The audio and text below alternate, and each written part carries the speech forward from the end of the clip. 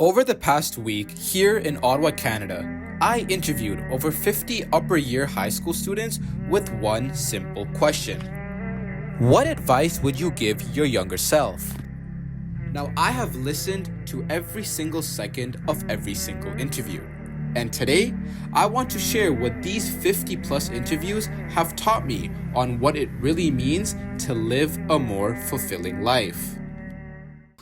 Okay, lesson number 1. I heard from all kinds of students, those who thrived, those who struggled, and those who figured out things way too late. Yet despite their different backgrounds, almost all of them responded with this. Don't play your schoolwork. Get better study habits. Don't procrastinate at all. To develop better study habits in grade 9 and 10. To learn how to learn. Read more.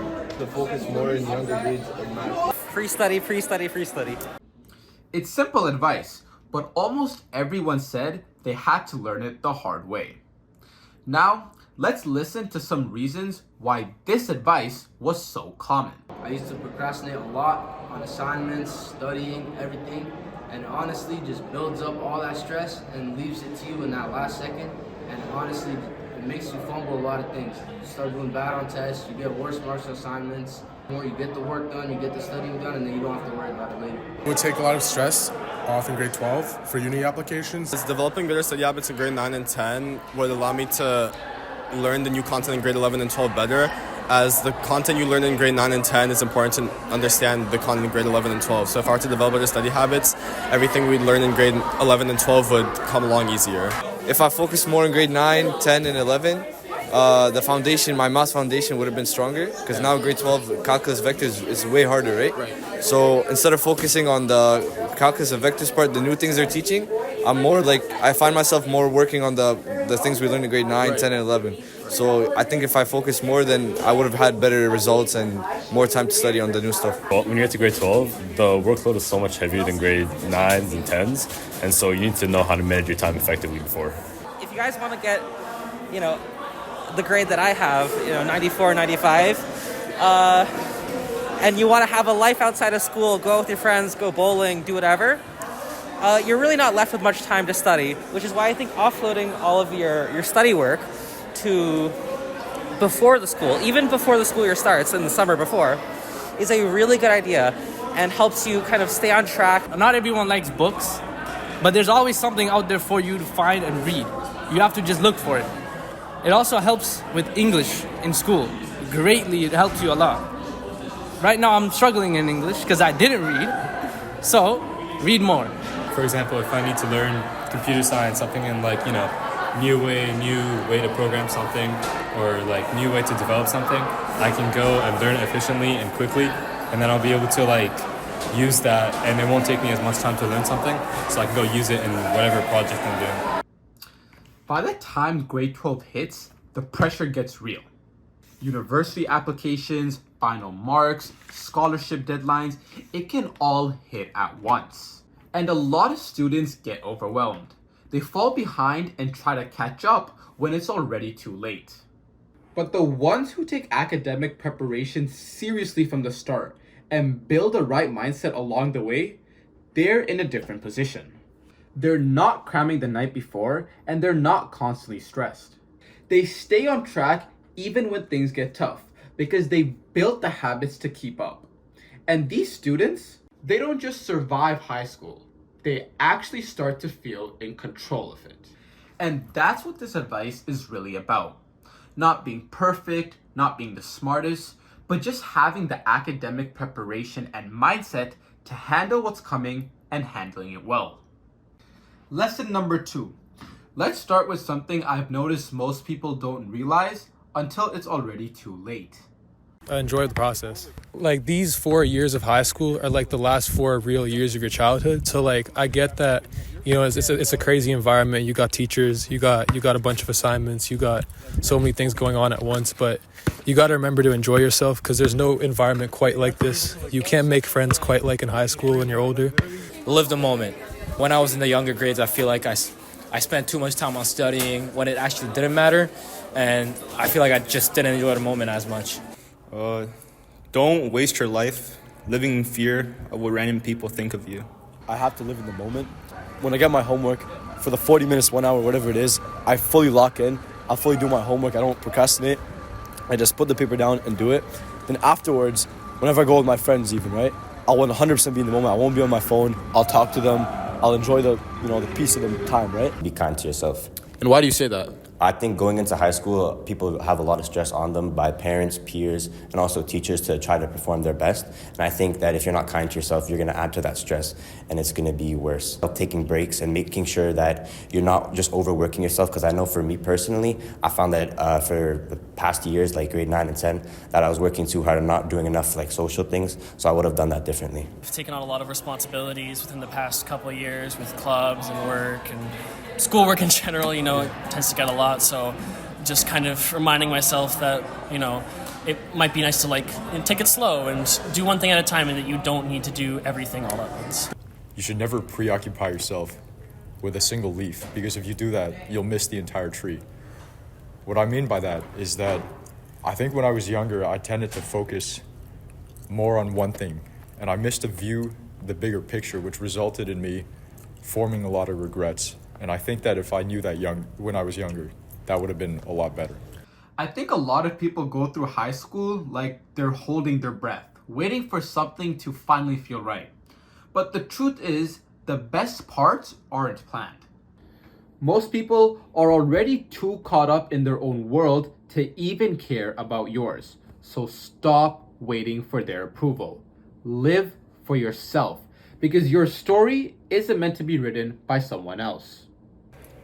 Because, when I was younger, I would just live every day with insecurities, thinking trying to impress other people, trying to just being in so much fear of what others think of me. And it led to the point where I think I just lost joys for things I should have enjoyed, to the point where I wasn't living for myself, where I was living for someone else, for validation of others. So live for yourself and live for people you care about. Translates to everything in life, right? And it compounds over time. If you live in the moment fully all the time, from a kid to whenever you're 50, whatever, you'll see the progress start to stack up, right? Okay, lesson number 3. Now, high school gives you way more opportunities than you think. Clubs, teams, events, random stuff that you would never expect to enjoy. But the only way you'll find any of it is if you actually show up. Some advice I'd probably give to my younger self is to participate more in extracurriculars at school. And why do you say that? I feel like throughout my high school career, I didn't really do as much in extracurriculars, and I was just kind of coming to school and getting out, kind of like that. Participate, join clubs, go to events. You can find friends, meet new people. It's just gonna make the high school experience more fun. Most people don't regret what they did in high school. They regret what they didn't try. So stop overthinking. Show up. Take the chance. Let yourself be part of something, because you never know what it might lead to until you try. Honestly, get more involved in all the school events, especially sports. Build your portfolio with sports. You try different things, new things. You build connections with people. It's within your school community, so that's you're strengthening your ties with other people. Builds teamwork, leadership, all that important stuff that we need in this modern day. A great way to go and get fit. As you participate in extracurriculars, you get to, meet new people, learn new things. For example, I'm a business major. I think a good extracurricular would have been DECA, for example. That's a great one where you learn leadership, you learn lots of skills, meet new people, as you said. You get to travel, so I think that's one thing I missed out on. Okay, lesson number 4. One of the biggest decisions you can make in high school is what you want to do with your life. And a lot of people choose based on pressure, expectations, and parents. But the ones who are happiest choose for themselves. Imagine yourself as a picture, right? Your family or your friends can have different perspective of that picture, right? But in the end of the day, you're the only one that can have the whole perspective of yourself, right? So let's give an example. right? From like your career choice, for example, right? Your family or friends might advise you to go into like computer science, right? They think you're good at it, or they think it suits you, right? It's good for your future. But at the end of the day, right? You're the only one that truly know what you desire and what you truly want, right? You may want to go into like, I don't know, philosophy, for example, and other people don't know that, right?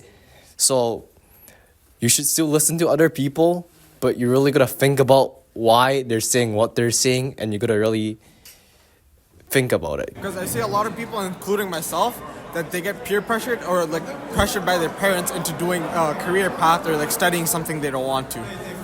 So like for myself, both my parents are engineers, so I went into engineering. But honestly, I don't like doing math. I would have rather done something else, especially like architecture, more like something like that. No one else is going to live your life. Only you will.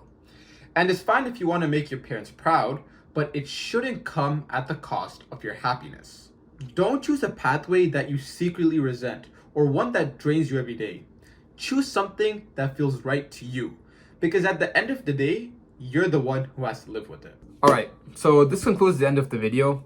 And for those who are watching, whether you're about to enter high school, you've just entered high school, or you're towards the end of completing high school, I really hope that these 4 lessons have really helped you change your perspective on this part of your life.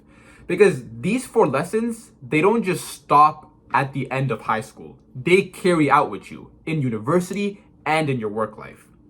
And I feel like if someone had told me these 4 lessons before I started high school, I would have been a much more fulfilled individual by the end of it, and I would have made much more out of what high school had to offer. So if you did enjoy this video or you did benefit from this video in any way, please do like, comment, subscribe, do all that good stuff, and share it with as many people as you can that will benefit from this video, because at the end of the day, this is what this whole channel is about. All right, see you in the next one.